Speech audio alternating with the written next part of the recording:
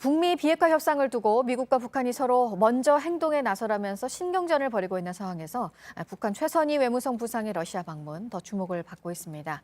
미국에 대한 압박성 행보라는 점에서죠. 러시아에 도착을 했는데요. 보도국 연결해서 이 소식 알아보겠습니다.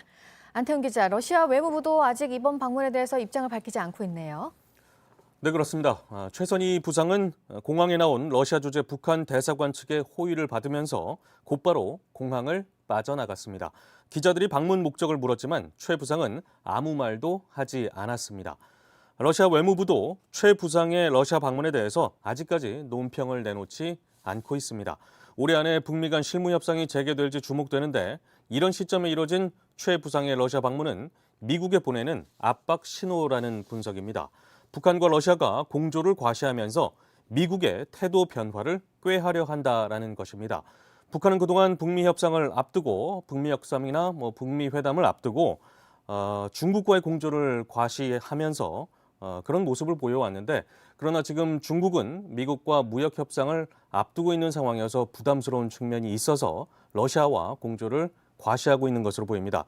러시아 외교가에선 북미 협상과 관련해서 최 부상과 러시아 당국이 의견을 교환할 것이다라고 내다보고 있습니다. 네, 그리고 미국과 중국의 무역 협상과 관련해서는 트럼프 미국 대통령이 또 중국을 압박했죠?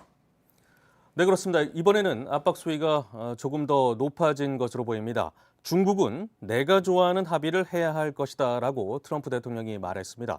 또 그렇게 하지 않으면 그걸로 끝이다 이런 말까지 했습니다. 트럼프 대통령은 워싱턴 현지 시간으로 19일 백악관에서 이렇게 말했는데요. 그러면서 중국과 합의가 이루어지지 않으면 관세를 더 높일 것이다라고 덧붙이기도 했습니다.